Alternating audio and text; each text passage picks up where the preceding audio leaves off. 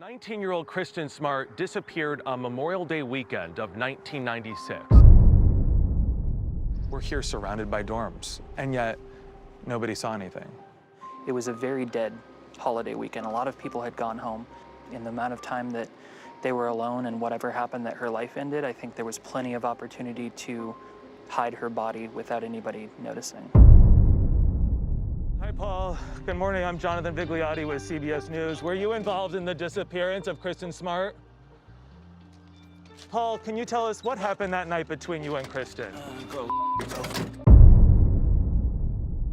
Oftentimes, at most 48 hours after a person is reported missing, the authorities start looking for a body.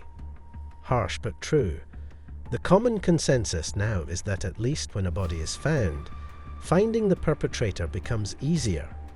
But that wasn't the case for missing Kristen Smart and suspect Paul Flores. In the early hours of May 25th, 1996, Kristen Smart, a 19-year-old freshman at California Polytechnic State University, San Luis Obispo, suddenly disappeared after attending a party near the school. Unfortunately, despite extensive searches and investigations over the years, her whereabouts remained unknown for a long time. Finally, for unknown reasons, on the 25th of May, 2002, she was declared legally dead. The strangest part of the story is that it wasn't until April 2021, about 25 years after the disappearance of Smart, that the authorities finally arrested someone as a prime suspect. On the night of May 25th, 1996, the Memorial Day weekend, Kristen Smart attended a birthday party alone at a fraternity house where she didn't know anybody. She had initially planned to go with a friend, but they separated when her friend decided to return to the dorms earlier. So Kristen walked to and attended the party alone. At around 2 a.m., when Cheryl Anderson and Tim Davis, two fellow students who also attended the party, were going home, they found Kristen passed out on a neighbor's lawn. Helping her up, they decided to accompany her back to her nearby dormitory. On their way, Paul Flores, another student from the party, joined the group and offered to assist in returning Kristen to her dorm room. Davis left first, since he lived off campus and had driven to the party. Anderson, after receiving assurance from Flores that he could walk Kristen to her dorm, departed next, heading to Sierra Madre Hall. Flores told the police that he walked Kristen as far as his own dormitory, Santa Lucia Hall, and then allowed her to walk back to her Muir Hall dorm alone. This was the last confirmed sighting of Kristen Smart. This was in 1996, and when her roommate called the university police department earlier, instead of reporting her immediately as a missing person to local law enforcement, they assumed that Smart had gone on an unannounced vacation, as was common among students over the holidays. Eventually, after a week, she was reported missing, and the search began. Several people volunteered to search for Smart. Some of them were riding horses, and some used ground-penetrating radar devices, but nothing showed up. Since Paul Flores was the last person spotted with her, he became a suspect, but despite the inconsistency of his statement and other strange behaviors, nothing was done because there wasn't evidence. In 2002, during the investigation of the death of pregnant Lassie Peterson, during the Lassie Peterson murder investigation, there were rumors in the media suggesting a connection between Scott Peterson, Lace's husband, and the disappearance of Kristen Smart. These rumors arose due to the fact that both Scott Peterson and Smart were present at the Cal Poly campus at the same time. However, it is important to note that these rumors were unfounded. Initially, there was a brief inquiry into whether Scott Peterson was involved in Kristen Smart's disappearance. However, Peterson denied any involvement, and without any evidence for or against it, law enforcement eventually ruled him out as a suspect. Last time we talked to you, you had a black eye. Yeah. Remember that? Yeah. Okay. And what did you tell us? I told you I got it playing basketball. That's right. And where did you get it? In my car. Well, no. Why was it so hard for you to tell us that you got that black eye hitting the stern? It didn't really matter. Oh, it's not really lies, the fib. It's so minute. It's not. Well, I guess you can call it a little white lie. Although her body was never discovered, in October 1996, Mary Lassiter, a tenant, was renting Paul Flores' mother's house in Arroyo Grande when she found a single woman's earring. She says the jewellery appeared to match a necklace that Kristen was wearing in one of the missing posters. The earring was turned over to a detective, but it was lost before being marked as evidence. For nearly 2 decades, various searches for her remains and other evidence were conducted, some using cadaver dogs trained to detect the scent of human remains, including searches of properties owned by the Flores family, but no useful leads were found.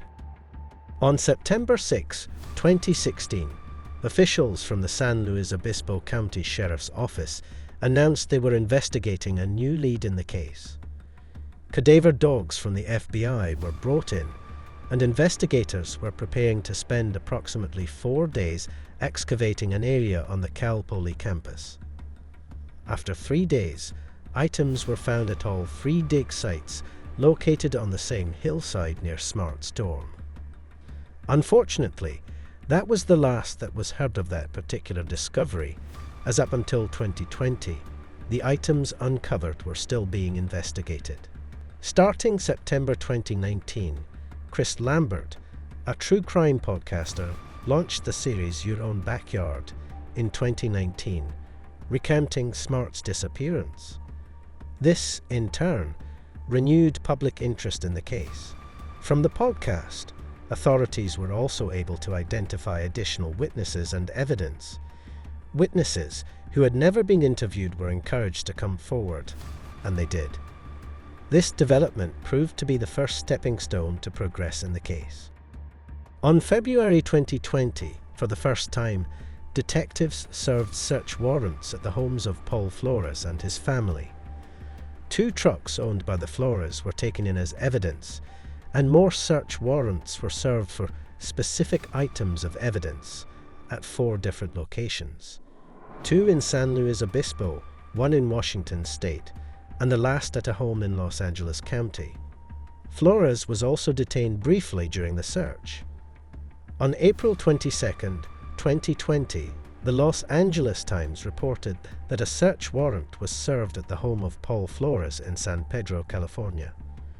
The Los Angeles County Sheriff's Department assisted detectives from San Luis Obispo County Sheriff's Department in the search. It was reported that numerous items of interest were successfully found during the search.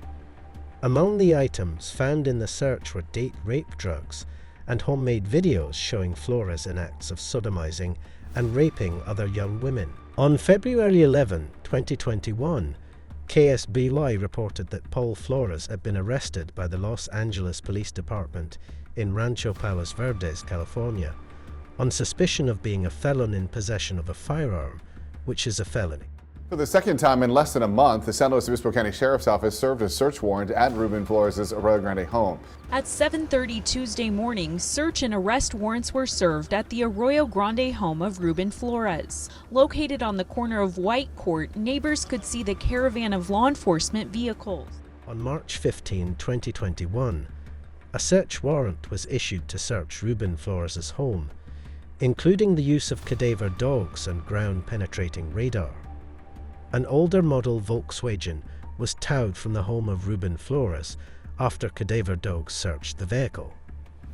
On April 13, 2021, Paul Flores and his father, Ruben Flores, were taken into custody by the San Luis Obispo County Sheriff's Department in relation to the case. Paul Flores was charged with murder. Ruben Flores was charged with being an accessory. Investigations later concluded that Paul Flores attempted to rape Smart, although Dan Dow, District Attorney of the County of San Luis Obispo, has stated that the statute of limitations has expired on a sexual assault charge, but a murder committed in the course of rape or attempted rape justified first-degree felony murder charges. In September 2021, a judge ruled that there was sufficient evidence of guilt for the case to proceed to trial. The trial was set to begin on April 25, 2022, but was delayed as a change of venue motion by defense was granted on March 30, 2022. The case was moved to Monterey County, 100 miles apart from the home county, to ensure fair legal proceedings, where it was heard by Judge Jennifer O'Keefe. Pretrial motions were heard on June 6th and 7th, 2022, with some ruled upon and other rulings deferred. Over 1,500 jury summonses were sent to county residents. Jury selection began on June 13th, and opening arguments began on July 18th. On October 18th, 2022, after 11 weeks of testimony, the separate juries that were hearing the case simultaneously at the Monterey County Courthouse found Paul Flores guilty of first-degree murder and his father, Ruben Flores, not guilty of accessory after the fact. Ruben Flores was facing a maximum sentence of 3 years in jail, while Paul Flores was sentenced to 25 years in prison. To date, authorities have yet to come up with a clear and concise motive for the murder. Paul Flores pleaded not guilty throughout the trial, but the court charges against the defendant state that he intentionally killed Kristen Smart and had the intention to harm her beforehand. It is alleged that this happened while he was either in the process of committing or attempting to commit the crime of rape. While it looks like justice has finally been served, the family of Kristen feels otherwise. While they're happy with the latest development, the fact that Kristen's body still hasn't been found has been a hard pill to swallow. Stan Smart, her father, said they don't have closure because they don't know where their daughter's remains are.